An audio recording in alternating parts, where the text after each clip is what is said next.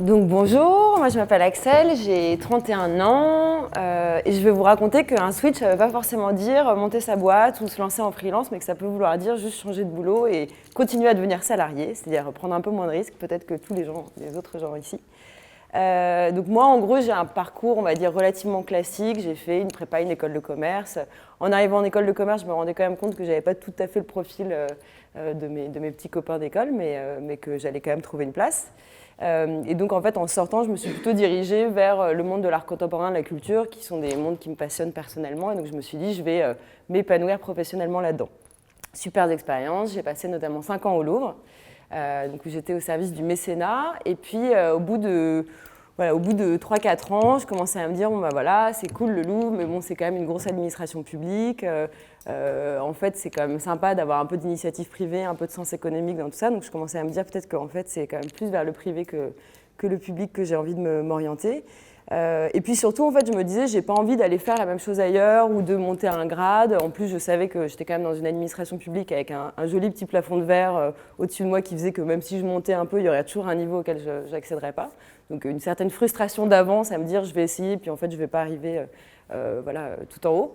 Et puis voilà, c'était aussi une époque où de toute façon, je me disais, j'ai peut-être un peu fait le tour de la question. J'ai pas envie d'aller faire la même chose ailleurs ou la même chose avec un petit peu plus d'autres sujets. Et en fait, il se trouve que depuis des années, j'étais passionnée par l'architecture. C'était un monde auquel je m'étais beaucoup intéressée. Et donc, je me suis dit, bah, tiens, c'est quand même un truc qui te trotte dans la tête depuis longtemps. Est-ce que c'est pas le moment d'aller voir les gens qui travaillent dans ce milieu-là et de savoir en gros comment ça fonctionne, comment ils sont organisés, et si toi, tu pourrais pas apporter ta brique à leur fonctionnement. Et donc, je suis allée en gros taper aux portes un peu de manière spontanée, enthousiaste, en disant « Bonjour, je suis super, j'aimerais bien vous rencontrer, j'adore ce que vous faites ».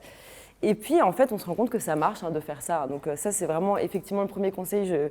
Je suis ma prédécesseuse, c'est vraiment, il faut oser et il ne faut pas vous dire que ça ne vaut pas le coup d'essayer, parce qu'en fait, ça vaut le coup d'essayer. Et même s'il y a 5% de chance que le mec que vous appelez, il vous réponde effectivement, bah, je veux dire, ça vaut le coup pour ces 5%, et de toute façon, vous n'avez rien à perdre, quoi. Et surtout, en fait, les gens sont plutôt contents de rencontrer des gens enthousiastes et des gens qui ont envie de comprendre tout ça. Donc vraiment, il faut y aller. Et donc voilà, j'ai fait un peu le tour des pop-up des agences d'archi un peu importantes à Paris. Et alors, première expérience, je rencontre un archi assez renommé. Enfin, d'abord, je rencontre son bras droit qui me dit « Ah ouais, c'est super, j'adore votre profil, j'adore ce que vous nous racontez, faut que vous rencontriez machin ». Donc, je rencontre le machin 2 semaines après, donc je me dis « Dingue, ça va hyper vite, peut-être que ça va donner quelque chose ». Suite à cette rencontre, j'ai une proposition d'embauche. Donc là, 2-3 semaines, un peu de discussion, parce que c'était quand même pas des conditions financières très très intéressantes. Et puis au bout de 2-3 semaines, on dit bon bah ok, on top, on est d'accord, machin. Et puis en fait, on top, mais on top pas parce que j'ai plus de nouvelles pendant 1 mois. Et donc là, c'est un peu la douche froide. Il faut se dire, faut accepter que avoir de l'audace comme ça, aller rencontrer des gens, ça veut aussi dire qu'on peut être déçu, mais qu'il faut surtout pas lâcher, quoi. Et donc voilà, donc après le petit coup de mou de cette mauvaise nouvelle, je me relance un peu en me disant allez, en gros, au moins ce qui était cool, c'est que quels que soient les gens que je rencontrais, ils étaient hyper réceptifs et hyper réactifs à ce que je leur disais. Donc je me disais putain, il y a quand même une place à trouver, il faut juste que je la trouve, mais il y a forcément un endroit où ça va marcher. Et donc voilà, et donc j'ai fini par trouver une agence qui s'appelle Architecture Studio. Effectivement, ils ont créé un poste pour moi, donc un espèce de poste un peu développement, communication. Enfin, en gros, j'accompagne vraiment la croissance de l'agence. Et donc voilà, je suis arrivée, donc création de poste, donc là, tout ce que ça veut dire de création de poste, se faire sa place dans une organisation un peu particulière, dans une agence où en fait, ils n'ont pas du tout l'habitude d'avoir des profils commerciaux. En gros, une agence d'archi, c'est que des archis ou éventuellement des paysagistes, mais il n'y a pas trop d'autres profils. Donc là, faire son trou en disant, en fait, moi, je n'ai pas le cerveau comme vous, je n'ai pas été formée comme vous, mais on va arriver à s'entendre, je vous assure. Et donc voilà, super expérience. Au bout d'1 an, j'étais associée, donc c'était une belle reconnaissance. Après, ce que je voulais vous dire aussi, c'est qu'un switch en amène un autre. Et là, je suis en train de réfléchir à mon nouveau switch.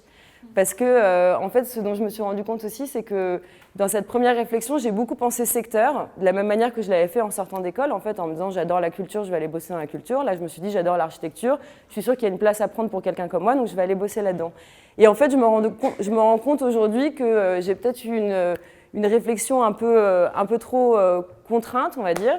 J'ai la chance d'avoir une très bonne amie qui s'appelle Clara, qui m'a beaucoup accompagnée dans mes réflexions. Et c'est vrai qu'en ayant une démarche un peu comme celle que vous avez en ce moment, ça m'a vraiment permis de comprendre que, en fait, ce qui m'intéressait, c'était pas la culture ou l'architecture, c'était mettre du beau dans la vie des gens. C'est un peu con comme signature, mais en fait, c'est un peu ça.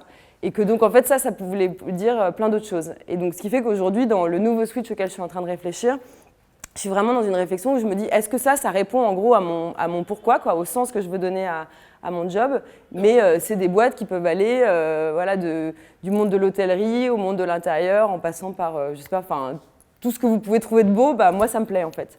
Et donc, voilà, ça, c'est vraiment le truc hyper important. Et je vous dis, deuxième truc, c'est vraiment...